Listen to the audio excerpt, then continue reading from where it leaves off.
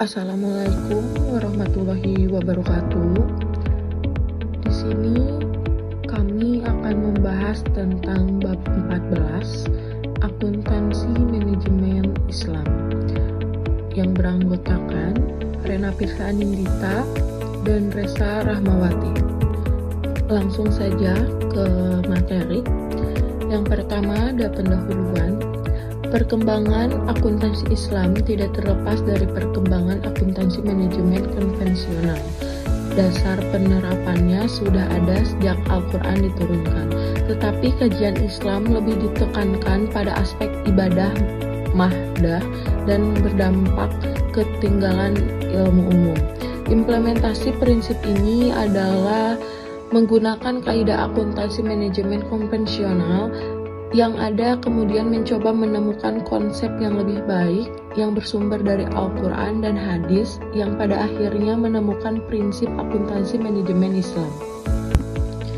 Next, dasar penerapan akuntansi manajemen Islam. Islam merupakan agama rahmatan lil alamin, artinya Islam mampu memberikan manfaat bagi seluruh umat manusia.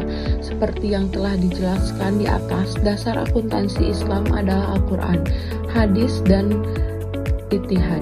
Akuntansi manajemen Islam tentu tidak dapat dipisahkan dari konsep akuntansi Islam. Bila dilihat dari perspektif ilmu akuntansi, dapat dikatakan bahwa ilmu informasi yang mengelola bukti transaksi sebagai input dan data menjadi sebuah informasi atau output dengan cara mengukur dan mengelompokkan transaksi-transaksi berdampak pada sebuah akun perkiraan atau pos keuangan. Perbedaannya, akuntansi manajemen tidak terikat pada aturan pihak eksternal, aturan yang dibuat oleh Ikatan Akuntan Indonesia dalam pembuatan pelaporan keuangan, dan yang terpenting, akuntansi manajemen dapat memberikan manfaat seperti optimalisasi sumber daya yang guna pencapaian tujuan perusahaan. Lalu ada beberapa ayat Al-Quran yang dapat dijadikan pedoman akuntansi manajemen Islam, antara lain 1. Surat Al-Baqarah ayat 282. Berdasarkan ayat di atas dapat dinyatakan bahwa kegiatan transaksi tidak semua dilakukan dengan tunai, maka perlu ada pencatatan atau pembukuan. Atas dasar hal tersebut, maka sebuah perusahaan harus melakukan pencatatan atau pembukuan seperti yang saat ini dilakukan bagian keuangan. Hal ini dilakukan dalam rangka pengendalian kegiatan perusahaan, maka semua kegiatan yang dapat diukur dengan aspek moneter harus dapat bertanggung jawab dengan baik. Lalu yang kedua, surat Asy-Syu'ara ayat 182 sampai 183.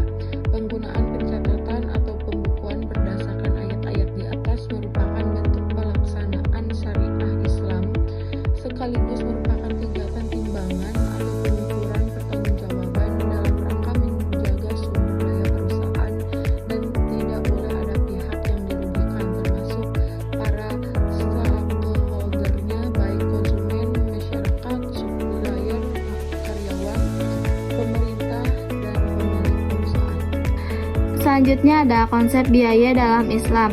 Salah satu prinsip dalam ajaran Islam adalah melakukan pemanfaatan sumber daya yang ada dengan menjalankan prinsip keadilan dan menghindari eksploitasi sumber daya yang ada. Pengeluaran dalam konsep akuntansi Islam hanya biaya yang sesuai dengan syariat Islam, sehingga biaya yang tidak sesuai syariat Islam tidak dapat diakui, seperti 1. Pembelian barang haram. Pembelian barang haram harus dihindari karena semua aktivitas usaha dalam Islam dinilai halal. Haramnya bukan hanya faktor ekonomi saja yang menjadi dasar keberlangsungan kegiatan usaha. Yang kedua yaitu ada biaya suap. Biaya suap riswah tidak diakui dalam Islam karena jelas diharamkan, dan Rasulullah melaknat orang yang menerima dan memberi suap. Yang ketiga yaitu ada infak, sedekah, dan wakaf.